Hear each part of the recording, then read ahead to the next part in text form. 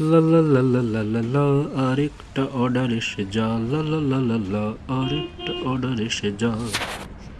এই ট্যাক্সি, দাঁড়াও দাঁড়াও। এই কথা আছে, দাঁড়াও দাঁড়াও। এই উবের দাদু ভাই, আমাকে 5টা জায়গায় নিয়ে যেতে পারবে? আমি তোমাকে 5,000 টাকা নগদ দেব, কিন্তু শেষ না হওয়া পর্যন্ত যেন জানতে চেও না। একটা কাগজে আমি 5টা ঠিকানা লিখে এনেছি, সেই 5টা জায়গায় দয়া করে একটু দাঁড়িয়ে। অবশ্যই দাদু, তুমি চিন্তা করো না, এই 5টা জায়গাতেই আমি তোমাকে নিয়ে যাব। হ্যাঁ, প্রথম স্টপ তো দেখছি দক্ষিণ কলকাতার এক পুরনো বাড়ি। ঠিক আছে, তুমি দেখে এসো, আমি গাড়ির মধ্যেই আছি। হ্যাঁ,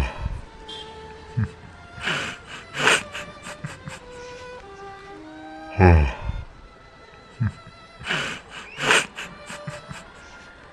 ও দাদু, তুমি কাঁদছিলে কেন? বললাম না কিছু জিজ্ঞেস করিস না, শেষে আমি তোকে সব বলবো। ঠিক আছে, তাই বলো।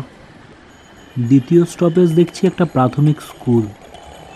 এখন তো বেলা হয়েছে, গেট বন্ধ। যাও বাইরে থেকে দেখে এসো। ঠিক আছে, এই স্কুলে আমি পড়াতাম 43 বছর। জীবনের সেরা সময় ছিল ওটাই। দাদু, এর পরের স্টপেজটা দেখছি একটা পুরনো কফি হাউস। দাঁড়াচ্ছি, তুমি একটু ঘুরে এসো। ধন্যবাদ। এখানেই আমার আর তোর ঠাকুমার প্রথম দেখা, 1969 সাল। দাদু, তোমার 4 নম্বর স্টপেজ নিমতলা শ্মশান ঘাট। যাও, আমি কিন্তু ঢুকবো না। আজ 3 বছর হলো ও চলে গেছে। এই শ্মশানে একে পুড়িয়ে গিয়েছিলাম।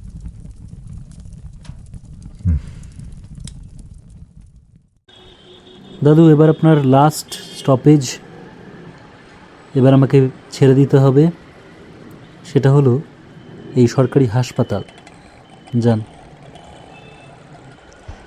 অনেক অনেক ধন্যবাদ বাবা, তুমি যে আমার কি উপকার করেছো হয়তো তুমি নিজেও জানো না।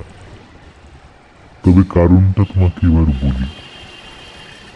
আমার 4র্থ স্টেজ ক্যান্সার। ডাক্তার বলেছে কয়েক সপ্তাহ, হয়তো কয়েকদিন।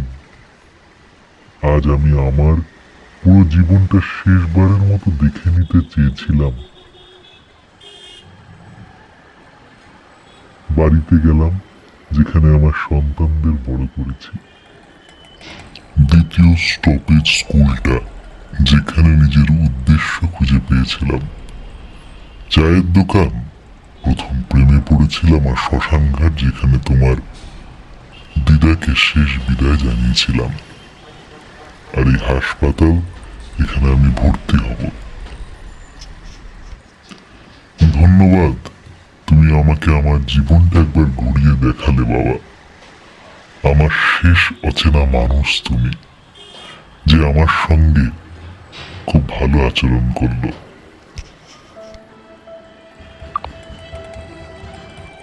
দাদু ভাই, আপনি আপনার জীবনের শেষ পর্যায়ে দাঁড়িয়ে। আজকে এই উবের যাত্রা আমার কাছে যাত্রা নয়, একটা বড় শিক্ষা পেলাম, জানেন। এই টাকা আপনি রাখুন, টাকাটা দিতে হবে না। আরে দাদু ভাই, নাও নাও, আমার কাউকে দেওয়ার নেই। ছেলেমেয়েরা কথা বলে না, বন্ধুরা নেই, বেঁচে নেই। তুমি 3 ঘন্টা সময় দিয়েছ, 3 ঘন্টার মানবিকতা, তার দাম টাকার চেয়ে অনেক বড়।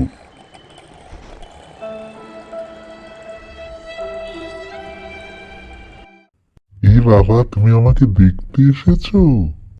হ্যাঁ দাদু, এভাবে ফেলে যেতে পারিনি, তাই এই ফুলগুলো নিয়ে দেখতে চলে এলাম। এবার থেকে প্রতিদিন আসবো, একদম টেনশন করো না। হ্যাঁ, ভাবতাম একাই মরবো, কিন্তু তুমি আছো। শেষ বেলায় একজন অচেনা মানুষ পরিবারের মতো হয়ে গেল। এটাই আমার আশীর্বাদ।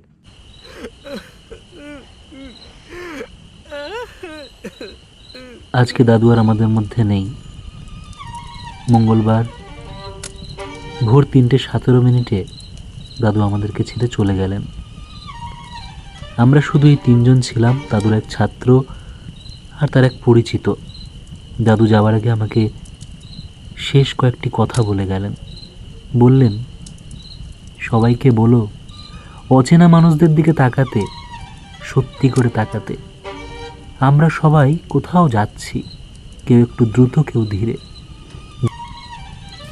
যাওয়ার পথে দয়া করো, তুমি করেছিলে, তুমি আমার শেষ দিনগুলো বাঁচিয়ে দিলে। এটাই দাদু আমাকে বলেছিলেন। দাদুর 43 বছর শিক্ষকতা, 52 বছর দাম্পত্য, 81 বছরের জীবন। তবে দাদু আমাকে অনেক কিছু শিখিয়ে গেলেন। এখন আমি আর আগের মতো গাড়ি চালাই না। প্রতিটা মানুষকে দেখি, তাদের সাথে কথা বলি, তাদের জীবনটা জানতে চাই। হয়তো প্রতিটি মানুষ তার শেষ যাত্রা করছে, কে জানে। দাদুর দেওয়া সেই 5,000 টাকা আমি খরচ করিনি, আমি রেখে দিয়েছি। সেই 5,000 টাকা আমাকে মনে করাবে এই শিক্ষামূলক দিনগুলোর কথা। চলুন না আমরা সবাই সবার সাথে ভালো একটু ব্যবহার করি। ভালো ব্যবহার করতে তো টাকা লাগে না, একটু সময়, অচেনা মানুষও আপন হয়ে ওঠে। বন্ধু হয়ে অচেনা মানুষের সাথে মানবিক হওয়ার চেষ্টা করুন। সবাই ভালো থাকবেন। নমস্কার।